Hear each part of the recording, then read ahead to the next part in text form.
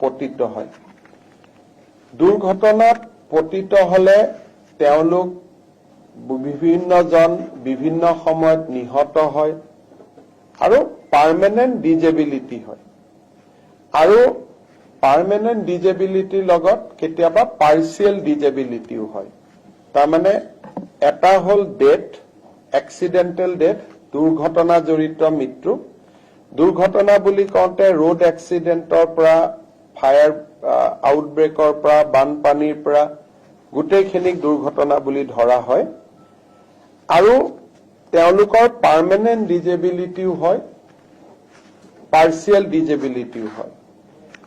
ৰাজ্য চৰকাৰে state bank of India আৰু আন বেংকসমূহৰ লগত এটা বিশেষ চুক্তি স্বাক্ষৰ কৰিব, যাৰ জৰিয়তে যাৰ চেলাৰী একাউণ্ট যোন বেংকত আছে, ধৰি ললো মোৰ চেলাৰী একাউণ্ট ষ্টেট বেংকত আছে, মোৰ চেলাৰী একাউণ্ট পাঞ্জাৱ নেশ্যনেল বেংকত আছে, মোৰ চেলাৰী একাউণ্ট ইণ্ডিয়ান অভাৰচিজ বেংকত আছে। যি বেংকত চেলাৰী একাউণ্ট থাকে তেওঁলোকে আমাৰ লগত হোৱা চুক্তি অনুসৰি ৰাজ্য চৰকাৰৰ কোনোবা কৰ্মচাৰী দুৰ্ঘটনাত নিহত হলে 1 কোটি টকা পৰিয়াললৈ তেওঁলোকে ইন্সুৰেন্স প্ৰিমিয়াম হিচাপে আগবঢ়াব। যদি পাৰ্মানেন্ট ডিজেবিলিটি হয়, টোটেল ডিজেবিলিটি, তেতিয়াহলেও 1 কোটি টকা তেওঁলোকক আগবঢ়াব। আৰু যদি পাৰ্চিয়েল ডিজেবিলিটি হয় তেতিয়াহলে 80 লাখ টকা আগবঢ়াব। এইটো এটা আমাৰ ৰাজ্য চৰকাৰৰ কৰ্মচাৰীৰ কাৰণে এটা বৃহৎ সকাহ হ'ব যে যিকোনো এক্সিডেণ্ট, বানপানীৰ সময়ত চৰকাৰী কাম কৰোঁতে, আৰক্ষীয়ে সন্ত্ৰাসবাদীৰ বিৰুদ্ধে যুঁজোতে এই ধৰণৰ ঘটনা প্ৰবাহত পৰিয়ালটোৱে নিহত হলে 1 কোটি টকা লাভ কৰিব আৰু পাৰ্মানেন্ট ডিজেবিলিটি হলে 1 কোটি টকাই পাব, পাৰ্চিয়েল ডিজেবিলিটি হলে 80 লাখ টকা পাব। আৰু যদি বেমাৰত মৃত্যুবৰণ কৰে, চৰকাৰে দিয়া গোটেই সা সুবিধাবিলাকৰ উপৰিও এই এগ্ৰিমেণ্টৰ জৰিয়তে বেংকটোৰ পৰাও তেওঁলোকে 10 লাখ টকা অতিৰিক্তকৈ পাব। তাৰমানে life insurance coverage additional 10 lakh, accident insurance coverage 1 কোটি আৰু পাৰ্চিয়েল ডিজেবিলিটি হলে 80 লাখ টকা। এইটো আমাৰ ৰাজ্য চৰকাৰৰ কৰ্মচাৰীসকলৰ ভগৱানে নকৰক, কিন্তু যদি কেতিয়াবা তেওঁলোকৰ খুব এনেকুৱা ধৰণৰ পৰিৱেশ হয় তেতিয়াহলে ই এটা ডাঙৰ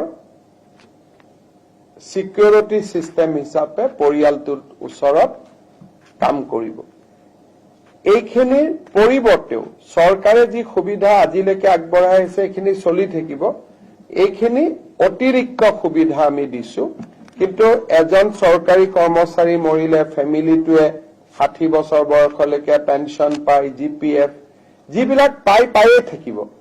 এইখিনি হল তেওঁলোকলৈকে আমি আগবঢ়োৱা এটা অতিৰিক্ত সুবিধা। ইয়াৰ পিছত আমাৰ কেবিনেটে আজি অহা 2 অক্টোবৰত আৰম্ভ কৰিব পৰাকৈ 39খন সমজিলা, অসমীয়াত নাম হ'ব সমজিলা, ইংৰাজীত নাম হ'ব সাব ডিষ্ট্ৰিক্ট, তাক অনুমোদন কৰে।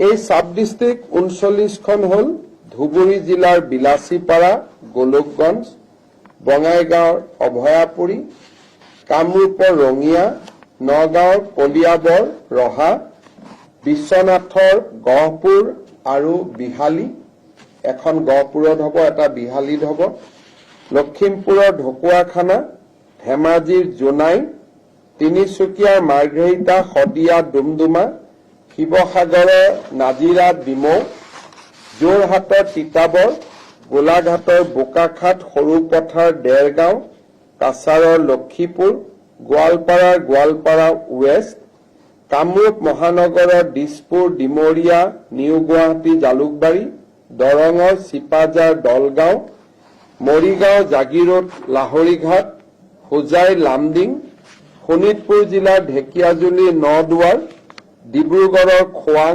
দুলিয়াজান, টিংখং নাহৰকটীয়া, চৰাইদেউৰ মাহমৰা, কৰিমগঞ্জৰ পাথাৰকান্দি, ৰামকৃষ্ণ নগৰ, এই কেইখনত আমাৰ সাব ডিষ্ট্ৰিক্ট বা সমজিলা আমি আৰম্ভ কৰিম অহা 2 অক্টোবৰৰ পৰা। কেবিনেটে আজি এই সমজিলাসমূহক স্বীকৃতি দিয়ে। এতিয়াৰ পৰা মাটি বাৰীৰ কাম কাজ, বিভিন্ন MLA fund, untied fund, excise related যিমানবিলাক কাম কাজ হয়, এই গোটেইবিলাক সমজিলাতে আমি সমাপন কৰিব পাৰিম। আজি আমাৰ কেবিনেটে অতিৰিক্তভাৱে 20 লাখ জনসংখ্যাক 20 লাখ জনসংখ্যাক পৰিয়াল যদি আমি এভাৰেজ 4 জন কৰি ধৰো 5 লাখ হ'ব। 20 লাখ জনসংখ্যাক অতিৰিক্তভাৱে ৰেচন কাৰ্ড দিয়াৰ বাবে সিদ্ধান্ত গ্ৰহণ কৰে। 15 ছেপ্টেম্বৰৰ পৰা ৰাইজে আবেদনো কৰিব পাৰিব আৰু জিলা ভিত্তিক বিতৰণো আমি 15 ছেপ্টেম্বৰৰ আগতে আমি কৰি দিম। ইও ৰাইজৰ বাবে এটা সহায় হ'ব যে 20 লাখ লোকে অতিৰিক্তকৈ ৰেচন কাৰ্ড লাভ কৰিব। আমাৰ 19 নৱেম্বৰৰ দিনটো আমি ইতিমধ্যে ঘোষণা কৰিছিলো যে সিদিনাখন ৰেষ্ট্ৰিক্টেড হলিডে হ'ব। বীৰ ৰাঘৱ মৰাণ দিৱস হিচাপে ইয়াক চৰকাৰে পালন কৰিব উইথ ৰেষ্ট্ৰিক্টেড হলিডে। এই বিষয়টো আজি কেবিনেটে অনুমোদন দিয়ে। আজি কেবিনেটে আমাৰ অসমৰ প্ৰচলিত ইণ্ডাষ্ট্ৰিয়েল পলিচি আৰু ষ্টাৰ্টআপ পলিচি, এই দুইটা পলিচিক আমি এক্সপায়াৰী হৈ গৈছিলে, ইয়াক আমি অনিৰ্দিষ্ট কাললৈ এক্সটেনশ্যন আমি দিওঁ যাতে ইনভেষ্টমেণ্টৰ যিটো নতুন ধাৰা অসমত আহিছে সি যাতে অব্যাহত থাকিব পাৰে। জাগিৰোডৰ টাটাৰ ছেমি কণ্ডাক্টৰ ইণ্ডাষ্ট্ৰীৰ সমীপতে টাটা গ্ৰুপক এখন হোটেল তাজ হোটেল খুলিবৰ বাবেও আজি ৰাজ্য চৰকাৰে অনুমোদন দিয়ে।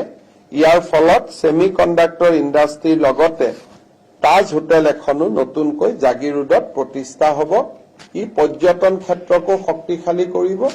ছেমি কণ্ডাক্টৰ ইণ্ডাষ্ট্ৰীৰ কাৰণে অহা বিভিন্ন বিনিয়োগ উদ্যোগপতি ব্যৱসায়ীসকলকো ই থকা মেলাৰ সুবিধা প্ৰদান কৰিব। অসম চাহ নিগমৰ আমাৰ আছাম টি কৰ্পৰেশ্যনৰ চৰকাৰৰ অধীনত থকা গোটেই কেইখন বাগিচাত আজি আমি 20% পূজাৰ বানচ আমি ঘোষণা কৰিছো। আপোনালোকে জানে যে এতিয়া গোটেইবোৰ বাগিচা আমাৰ লগত নাই, বহুত কেইখন বাগিচা আমি লিজ আউট কৰি দিছো, কিন্তু যি কেইখন বাগিচা আমাৰ লগত আছে আৰু লিজৰ ডিউৰেশ্যন চাই যিটো সময়লৈকে চৰকাৰৰ লগত আছিলে, এই গোটেই সময়খিনিৰ কাৰণে আজি আমি 20% পূজাৰ বানচ চৰকাৰে ঘোষণা কৰিছে আৰু এটা ইনষ্টলমেণ্টতে আমি এই গোটেই পূজাৰ বানচ দিবৰ কাৰণে সিদ্ধান্ত গ্ৰহণ কৰিছো। কেবিনেটত আমি আৰু এটা ডাঙৰ সিদ্ধান্ত লৈছো। তাৰ বিষয়ে অহাৰ আগতে মই লখিমপুৰ জিলাৰ বাবে আমি হাতত লোৱা কিছু আঁচনিৰ বিষয়ে আপোনালোকক জনাব খুজিছো। লখিমপুৰ জিলাৰ ৰঙানদী সমষ্টিত আমি Diju Kimin road to NH15 at Harmoti via Phulbari Dhekiajuli Shantipur, এই ৰাস্তাটো প্ৰায় 34 কিলোমিটাৰ ৰাস্তা। এই ৰাস্তাটো বনাবৰ কাৰণে আমি 27 কোটি টকা আজি কেবিনেটে অনুমোদন কৰিছে। আমাৰ ডিক্ৰং নদীৰ ওপৰত বাহানাবাৰী টু চিচাপথাৰ ব্ৰিজৰ এই গোটেই যিটো এপ্ৰচ গোটেই এৰিয়াটো আছে left bank of Dikrong river, তাতে ৰোড কাম এম্বেকমেন্ট এটা বনাবৰ বাবে আমি 25 কোটি টকাৰ অনুমোদন দিছো। লালুক কলেজত বিজ্ঞান শাখা এটা প্ৰতিষ্ঠা কৰাৰ বাবেও লালুক কলেজত বিজ্ঞান শাখা এটা প্ৰতিষ্ঠাও আজি আমি অনুমোদন দিছো। নাওবৈচা বিধানসভা সমষ্টিত Kharkhati bridge Achumoni Salmara PWD road from Pobha Sariali / Sonapur to Sisapothar Bipuria link road via Adi Elengi Khotra. এই গোটেই ৰাস্তাটো 30 কিলোমিটাৰ। এই ৰাস্তাটো নিৰ্মাণ কৰাৰ বাবে দুটা পৰ্যায়ত হ'ব। আমি 44 কোটি টকা দিছো, কিন্তু একেলগে আমি নিৰ্মাণ নকৰো, দুটা পৰ্যায়ত ইয়াক আমি নিৰ্মাণ কৰিম 44 crores rupees। আৰু আছেৰে কাটা গোৱালবাৰী বালিগাঁও দফলাকটা বালিভেটা আৰু এই এডজইনিং এৰিয়াটো গৰাখহনীয়াৰ পৰা ৰক্ষা কৰিবলৈ আমি 24.98 লাখ টকা অনুমোদন দিছো। লখিমপুৰ বিধানসভাত বগী নদীত এটা আটকধুনীয়া অডিটৰিয়াম আৰু গেষ্ট হাউচ এটা নিৰ্মাণৰ বাবে আমি 15 কোটি টকাৰ অনুমোদন দিছো। লখিমপুৰৰে মইনাপৰা আটাইচুক টু গুণমা নদী Pratap Singh via Kalanchuk including NH15 Bogi নদী টু নাম্বাৰ 2 তাৰিয়নি জাংৰাই গৰম বজাৰ ৰোড 23 কিলোমিটাৰ ৰাস্তা। এই 23 কিলোমিটাৰ ৰাস্তা বনাবৰ কাৰণে আমি 19 কোটি টকা 18.76 লাখ টকা অনুমোদন দিছো। ঢকুৱাখানা বিধানসভা সমষ্টিৰ বাবে ঢকুৱাখানাৰ বৰ্তমান 30খন বিছনাযুক্ত চিকিৎসালয় আমি 200খন বিছনাযুক্ত জিলা হস্পিটাললৈ উন্নত কৰাৰ বাবে আজি কেবিনেটে অনুমোদন জনাইছে। ফাট বিহুত এটা কালচাৰেল কমপ্লেক্স নিৰ্মাণ কৰাৰ বাবে কেবিনেটে 20 কোটি টকাৰ অনুমোদন আগবঢ়াইছে। বিপুৰীয়া বিধানসভা সমষ্টিত মাধৱদেৱ জন্মক্ষেত্ৰ, তাতে দুখন ধাম আছে, এখন আমাৰ লেটেকু পুখুৰী আৰু এখন উজিৰৰ টোল। এই দুইখন আৰু তাৰ ৰাস্তাটো সুন্দৰ কৰি নিৰ্মাণ কৰাৰ বাবে আমি 30 কোটি টকাৰ অনুমোদন দিছো। তাত এটা পইচা ৰাস্তাত খৰচ হ'ব, আন দুটা পইচা দুইখন থানত খৰচ কৰা হ'ব। আৰু অনিৰুদ্ধ দেৱ জন্মক্ষেত্ৰৰ বাবে আমি 15 কোটি টকাৰ এটা আঁচনি অনুমোদন কৰিছো। লখিমপুৰৰ লগত সম্পৰ্ক নহয়, তথাপিতো যোৱাকালি আহোঁতে মই চাই আহিছিলো কাৰণে বিহালী সমষ্টিৰ বেডেটিত এখন নতুন মডেল ডিগ্ৰী কলেজ স্থাপনৰ বাবেও আজি কেবিনেটে অনুমোদন দিছে। এইখিনি হ'ল লখিমপুৰ। এতিয়া মই এটা সিৰিয়াছ বিষয়বস্তুলৈ আহিছো। আপোনালোকে জানে যে অসম চুক্তিৰ 6 নম্বৰ দফা ৰূপায়ণৰ ক্ষেত্ৰত জাষ্টিস বিপ্লৱ শৰ্মা কমিটি গঠন কৰা হৈছিল। আৰু কমিটিৰ ৰিকমেণ্ডেশ্যন দিওঁতে আমি কৈছিলো যে কমিটি আমাক 3 বছৰ এই বিষয়টো পৰীক্ষা কৰাৰ কাৰণে সময় দিছে, আৰু আমি পৰীক্ষা নিৰীক্ষা কৰি আমি ৰাজ্য চৰকাৰৰ আওতাৰ ভিতৰত অহা ৰিকমেণ্ডেশ্যন বিলাক আমি ৰূপায়ণ কৰিম, আৰু যিখিনি কেন্দ্ৰীয় চৰকাৰৰ আওতাত আহে তাক আমি কেন্দ্ৰীয় চৰকাৰৰ সৈতে আমি টেক আপ কৰিম। আজি আমি জাষ্টিস বিপ্লৱ শৰ্মা কমিটিৰ ৰিপৰ্টটো কেবিনেটত পুংখানুপুংখভাৱে আমি আলোচনা কৰিলো, আৰু আলোচনা কৰাৰ পিছত ইয়াত টোটেল 67টা ৰিকমেণ্ডেশ্যন আছে, 67 ৰিকমেণ্ডেশ্যন। আৰু এই 67 ৰিকমেণ্ডেশ্যনৰ 57 ৰিকমেণ্ডেশ্যন আজি আমি ৰূপায়ণৰ বাবে অনুমোদন কৰিছো। অৰ্থাৎ জাষ্টিস বিপ্লৱ শৰ্মা কমিটিৰ 67টা অনুমোদনৰ বিপৰীতে 57টা অনুমোদন আমি ৰূপায়ণ কৰাৰ বাবে সিদ্ধান্ত গ্ৰহণ কৰিছো। সদৌ অসম ছাত্ৰ সন্থা আৰু আন সংগঠনসমূহৰ লগত কথা পাতি আমি 57টা ৰিকমেণ্ডেশ্যন 2025 চনৰ 15 এপ্ৰিলৰ আগতে আমি ৰূপায়ণ কৰাৰ বাবে আজি কেবিনেটে এটা ৰোড মেপ এটা আমি প্ৰস্তুত কৰিছো কিন্তু আজি আমি ৰোড মেপ কেইটাৰ ওপৰত বিশদ কথা আলোচনা কৰিব খোজা নাই গুৱাহাটীত গৈ 3-4 দিন পিছত আমি সাংবাদিক মেল পাতি কোন কেইটা 57টা ৰিকমেণ্ডেশ্যন আমি পোনছাতে ইমপ্লিমেণ্ট কৰিব খুজিছো তাৰ বিষয়ে আমি অৱগত কৰিম আৰু ইয়াৰ ভিতৰতে গ্ৰুপ অফ মিনিষ্টাৰ্ছে সদৌ অসম ছাত্ৰ সন্থাৰ লগত কথা পাতি বাকি কি ধৰণে এই 57 ৰিকমেণ্ডেশ্যন আমি ইমপ্লিমেণ্ট কৰিম তাৰ বিষয়ে ঐক্যমতত অহাৰ বাবেও আমি সিদ্ধান্ত লৈছো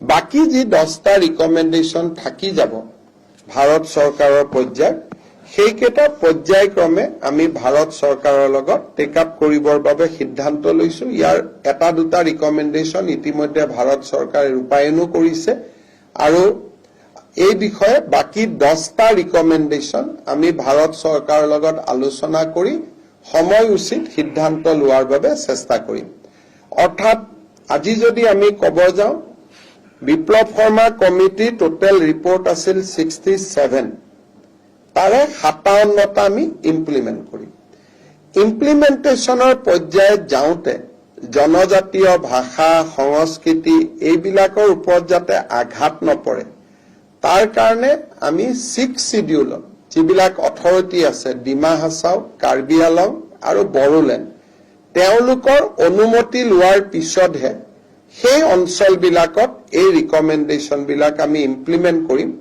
তেনেকে ভাষাৰ ক্ষেত্ৰত কেইটামান ৰিকমেণ্ডেশ্যন ইমপ্লিমেণ্ট কৰাৰ আগতে আমি বৰাক উপত্যকা ৰাইজৰো অনুমতি ল'ব লাগিব কিন্তু বাকি ৰিকমেণ্ডেশ্যন 6 শিডিউল আৰু বৰাক উপত্যকাক বাদ দিলে 57টা ৰিকমেণ্ডেশ্যন আমি লগে লগে আমি ইমপ্লিমেণ্ট কৰিম বাকি যিকেইটা ৰিকমেণ্ডেশ্যন সংবেদনশীলতাৰ কাৰণে বৰাক উপত্যকা আৰু 6 শিডিউলত পোনছাতে ৰিকমেণ্ড কৰিব নোৱাৰি আলোচনা নকৰাকৈ সেইকেইটাৰ বিষয়েও আমি সদৌ অসম ছাত্ৰ সন্থাক বিশ্বাসত লৈ আমি সেই ক্ষেত্ৰত আমি আগবাঢ়িম এক প্ৰকাৰ ক'ব গ'লে বহুদিনে অসমৰ ৰাইজে অপেক্ষা কৰি আছিল যে বিপ্লৱ শৰ্মা কমিটিৰ ৰিপৰ্ট কেতিয়া ৰূপায়ণ হ'ব আজিৰ পৰা এটা ৰূপায়ণৰ যিটো প্ৰক্ৰিয়া সেই প্ৰক্ৰিয়া আৰম্ভ হ'ল 57 ৰিকমেণ্ডেশ্যন আমি 15 এপ্ৰিল 2025ৰ ভিতৰত আমি ইমপ্লিমেণ্ট কৰি দিম বাকি 10টা চেন্ট্ৰেল গভৰ্ণমেণ্ট ৰিলেটেড ৰিকমেণ্ডেশ্যন হেতু মই দিল্লীৰ লগত কথা পাতি সময় উচিত সিদ্ধান্ত লোৱাৰ বাবে আমি প্ৰচেষ্টা কৰিম এইখিনিয়ে ক'বলগীয়া আছিল আপোনালোকৰ যদি কিবা প্ৰশ্ন আছে সুধিব বাকি কেইবাটাও আজি কেবিনেটত আলোচনা হৈছিল আমাৰ মোৰ টুইটত বা আন ধৰণে আপোনালোকে পাই যাব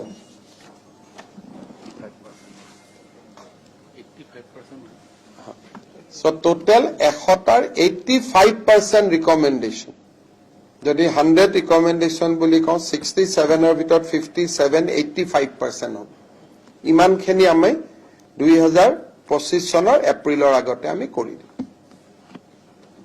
হ'ব বাকি কোন 57 কি কথা তাৰ ডিটেইল আমি গুৱাহাটীত গৈ ধুনীয়াকৈ এটা এটাকৈ বুজাই দিম হ'ব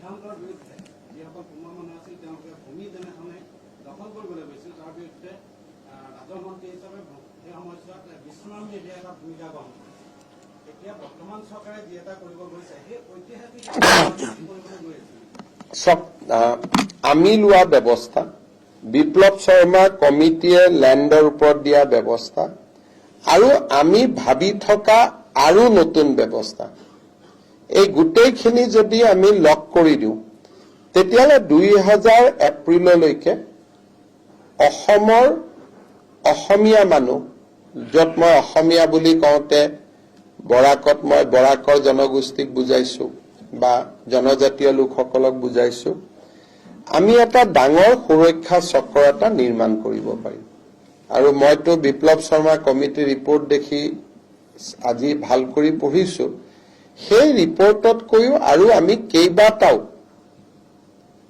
অতি মহত্বাকাংক্ষী ৰাজহ ব্যৱস্থা আমি ভাবি থৈয়ে দিছিলো এইখিনিতো কৰিমেই লগত ইয়াতকৈ আমি আৰু কেইবাটাও আমি ইমপ্লিমেন্ট কৰিম যাৰ ফলত মোটামুটি মাটি অসমীয়া মানুহ বা অসমীয়া বুলি কওঁতে মই গোটেই খিলঞ্জীয়া জাতি জনগোষ্ঠী বুজাইছো আমাৰ হাতৰ পৰা যোৱাটো বহুত অসুবিধা হ'ব আৰু বহুত মাটি আমি ঘূৰাইও আনিব পাৰিম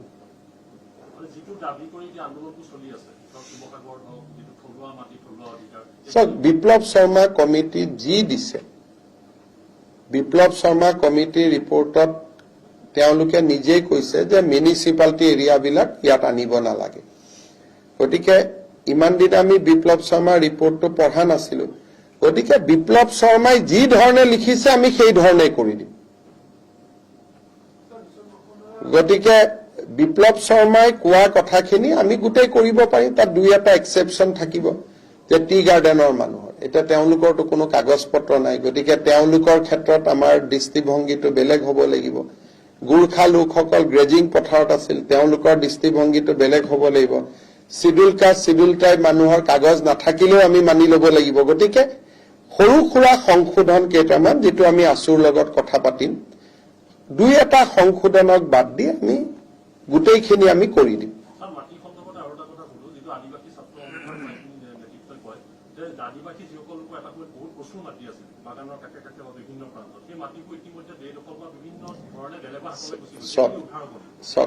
মইতো আৰু ভগৱান নহয় যিমানটো কৰিব পাৰো কৰি দিম কিন্তু এজন মানুহৰ ওপৰত আৰু কিমান আশা আকাংক্ষা কৰিব তাৰো এটা লিমিট থাকিব লাগিব এতিয়ালৈকে চণ্ডীগড়খন যিমান ডাঙৰ সিমান মাটি আমি এতিয়ালৈকে এভিকশ্যন কৰিছো গতিকে এজন মানুহে জীৱনত কিমান কৰিব পাৰে তাৰ লিমিটেশনটো সকলোৱে মানিব লাগিব যে এজন মানুহে ইমানেই এটা জীৱনত কৰিব পাৰে গতিকে এটা জীৱনত যিমান কৰিব পাৰি সিমানখিনি কৰা যাব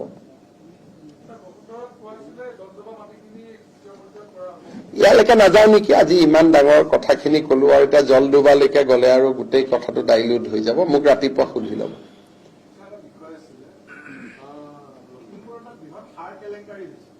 আজি এইটো বাদ দিয়ক কিমান অসমৰ মানুহে অপেক্ষা কৰি আছে বিপ্লৱ শৰ্মা কমিটি আদিলৈকে আৰু ইয়াত কেলেংকাৰী পাতি পৰিৱেশটো বেয়া কৰি নিদিওঁ ধন্যবাদ হ'ব